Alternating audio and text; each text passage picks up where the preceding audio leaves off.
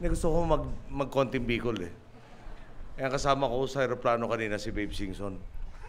At sabi ko, Babe, saan ka ba sa Bicol? Sabi niya sa Ilocos. Kaya pinagtulungan ho namin to kung sakasakaling may mali. Nakakatanda siya sa akin, kaya mas kasalanan po niya. Iba po talaga ang pakiramdam kapag nasa Camarines Sur, kasama ang mga minamahal kong Bicolano sa piling ninyo na talagang napakatindi, lagi ng tiwala at suporta. Ramdam na ramdam ko pong hindi ako nag-iisa.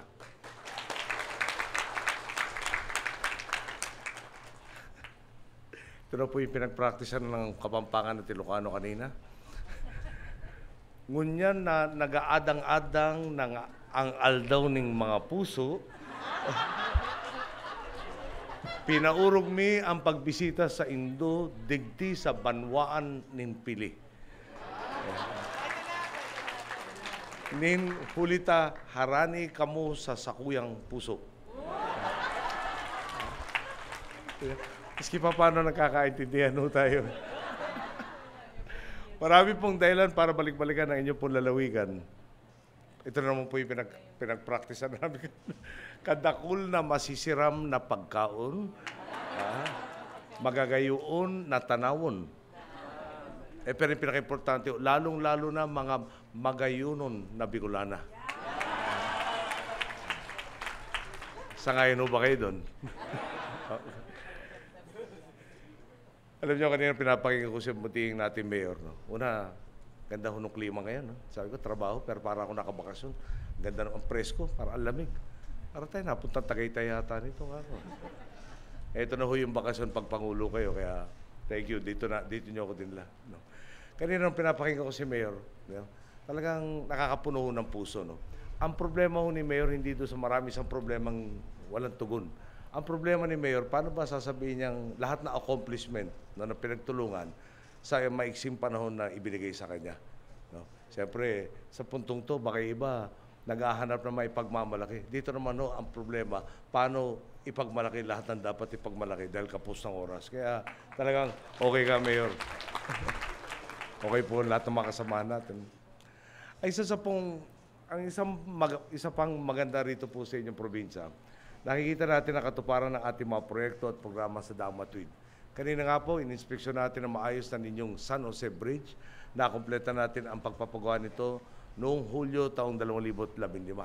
Ngayong taon, plano natin palawakin ang karugtong nitong daan upang maghatid ng higit pang ginhawa sa ating mga boss.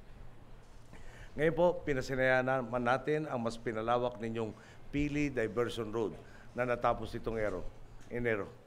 Sabi po sa atin ng buting Secretary Babe Singson, bago raw buksan ang diversion road na ito, lahat ng sasakyan kasama na ang cargo trucks at bus nagsisiksikan sa inyong Pili Poblacion Road.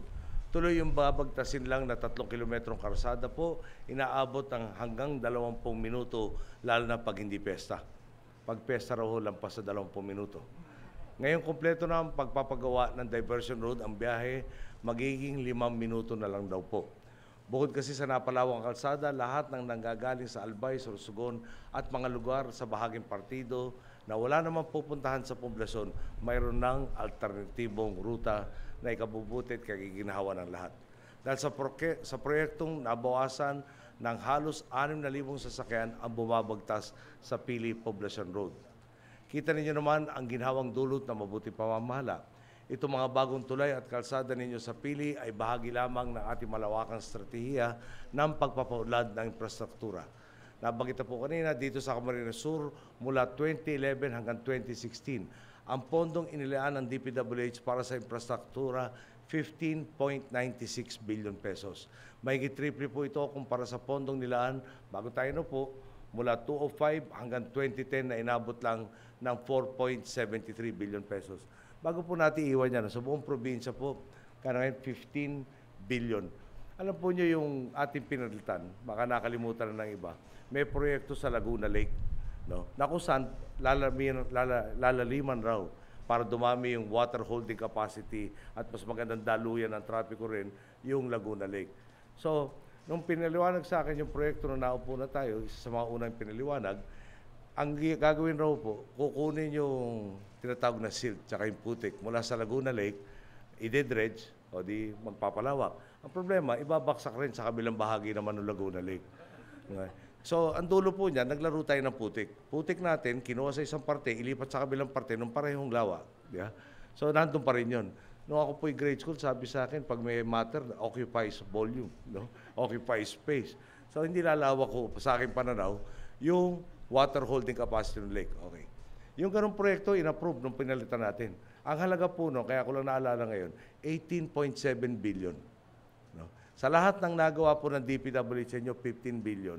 Doon, isang proyekto lang na talagang sa akin, hindi ko makita ang sentido ko doon, 18. Yung ganun yung maling pamamahala sa akin po pananaw. No? Ilan din po sa mga natapos at tinatapos natin proyekto dito sa inyo, ang Tigaon, Goa, San Jose, Lagonoy, Gihalo Road, Pili, Tigaon, Albay, Boundary Road, at siyempre Daang Maharlika. Sa buong bansa naman, ang inalaan na sinundan natin noong 2010 para sa infrastruktura, 165 billion pesos. Ngayon pong 2016, inangat po natin yan sa halagang, sa 2016 lang po, no, 766.5 billion pesos.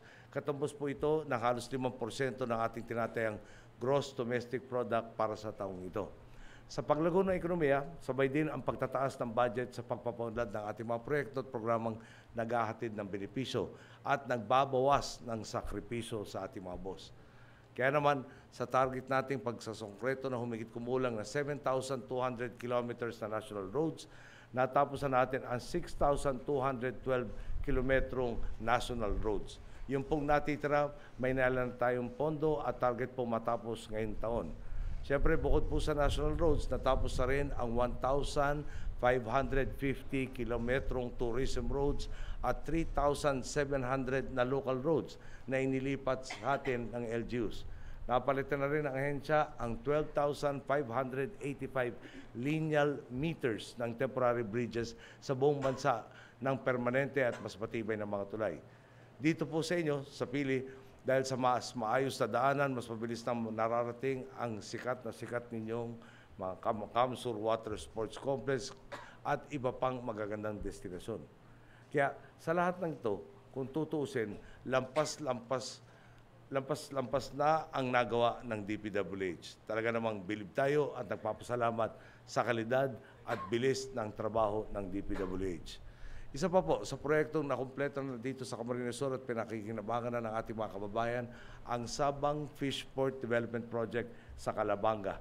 Ang sabi sa atin, matagal nang hinihintay ng ating mga isda na magkaroon ng ganitong pasilidad at itinuturing na katuparan ito ng kanilang pangarap. Oras nga po maging fully operational ito, tinatayang nasa 80,000 katauhan ang mabibigyan nito ng agarang benepisyo. Malinaw po, good governance is good economics. Sa tapat at mabuting pamamahala, napapaunlad ng ekonomiya. Ito rin mismo ang nagbibigay sa gobyerno ng higit ng kakayahang bigyan lakas ang ating mamamayan upang makiambag sa lalo pang pagunlad ng bansa. Ngayon, lahat ng reforma natin pwede natin gawin permanente. Pwede tayong lalo pang umangat at umasenso. Pwede rin namang kabaliktaran na mangyari. Pwede yung pinaghirapan natin ng 6 na taon ay mauwi lang sa wala. Na para bang nagbakasyon lang tayo sa nakasanayan nating baluktot na kalakaran. Alam ninyo po, ang pagdurusang idinulot nito. Mga dekadang infrastruktura na hindi nakumpleto at pagbubulsa ng pondo kaya't kulang ang mga serbisyo. Sa Mayo, kasyam ng Mayo, haharap tayo sa sangandaan. Marami pong manliligaw at ipipresenta ang sarili para iboto ninyo. Mahalaga mong piliin natin ang ating tamang kandidato. Hindi yung puro salita, kundi yung marami ng nagawa. Yan ho, para sa akin, walang iba ay ang tambalan ni Mar Rojas at ang tunay na anak ng Camarines Sur, si Leni Robredo. Sila po, hindi lang basta nangangako. Nagsakripisyo na sila at nagtatrabaho para sa kapakanan ng mas nakakarami. Sa matagal nilang serbisyo publiko, walang naging bahid ang kanilang pangalan dahil para sa kanila, bayan bago sarili. Kay Mar at Leni, di tayo aasa sa baka o sa tsamba. Sigurado tayo, ipagpapatuloy nila at payayabungin ang magaganda nating nasimulan sa daang matuwid. Sa loob po ng 5 taon at 8 buwan na ako po'y naglingkod sa inyo, Tumutuo ako sa aking salita. Tinutugunan ko ang mga pagkukulang at problema ngayon upang hindi na ito lumala at manahin pa ng susunod sa atin. Ang hangad natin, may matutuntungan silang mas matibay na pundasyon ng kaunlaran at mahigit silang kakayahan para paunlarin ang kalakang bansa. Alam po nyo, bago ako magtapos, tatandaan lang po natin. Kanina kasi, nung papunta dito, nakita ko isang medyo maliit na billboard. Nakalagay po doon, truck ban ordinance. Baka ako, okay meron na ditong truck ban. Ibig sabihin, may traffic na kayo. Ibig sabihin, malaki yung, parang may komersyo ng tumatakbo. Tama o ba? Kaya tama-tama yung pag-widen ng mga karsada para hindi na kayo magkaroon ng malalang problema sa traffic. Pero hindi naman ho ito una kong biyahe sa Camarines. Medyo madalas-dalas na rin ako napunta dito. Pero ngayon ko lang nakita, yung karato lang yan. No? Simple, nagpapaliwanag ng batas, pero tila nagbabadya talaga na talagang may progreso na sa atin dito. Tulitin ko lang ho. No? Yung pinalitan ko, umapprove ng proyekto maglaro ng putik. No? Tayo naman po, medyo kayo na magsabi kung ano ang nagawa natin sa parehong, at actually hindi man pareho, mas konting panahon na ibigay nyo sa atin. At dahil nagawa na nga ho natin yun, pwede pa natin ulit-ulitin yan, pwede pa natin pabilisin yung proseso nangyari. Huwag nyo kalimutan, ako po'y unang naupo, taong 2010 sa Hulyo, ang iniwan sa atin more or less na budget, wala mang 7% para patakbuhin yung bansa sa kalahating taon. Marami ho tayong problema na nabanggit ko na sa inyo. Sick man of Ace ang turing sa atin. Baka narinig nyo si Mel Sarmiento na mayor siya dating naimbita sa mga komprensya. Pagdating raw doon sa komprensya, walang gusto lumapit sa kanya dahil from the Philippines. Will solicit something. Pag tinignan yung passport, talagang todo-todo raw tignan. Inimbita siya sa komprensya. Sabi niya, what is the purpose of your visit? Sagot niya, I was invited by your country. Parang papatunayan pa niya. Ngayon ho, mga Mel, sorry kung nasabi ko nun. Ngayon ho, iba na raw ho. No? Ngayon kinukulang na siya ng calling card sa dami na humihingi kung paano makipag-ugnayan sa kanya. No? At sabi po niya,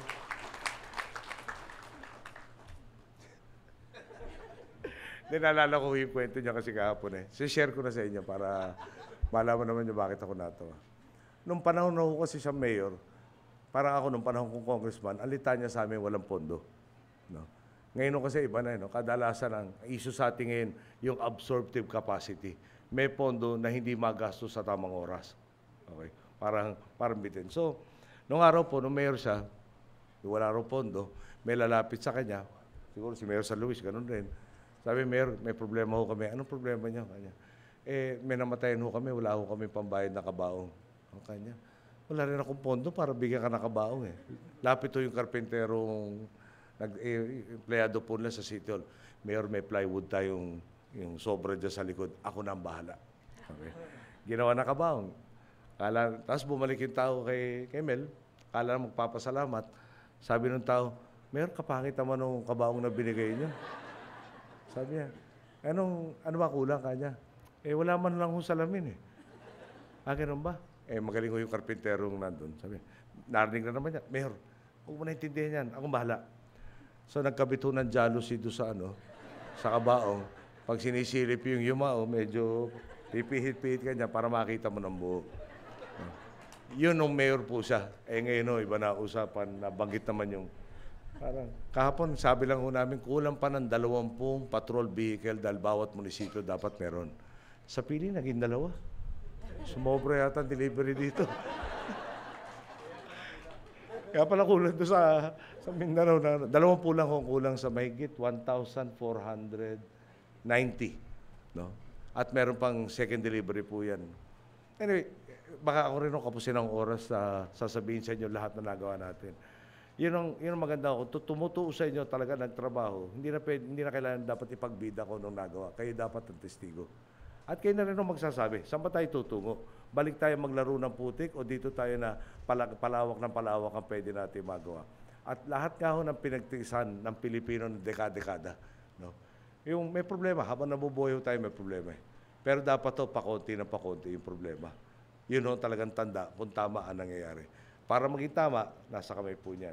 Kaya sa Indo, mga padangat kong boss na Bicolano, ipadagusta ang satong pagkasararo, para sa realisasyon kan satuyang mga minamawot o pangaturugan. Pangaturugan.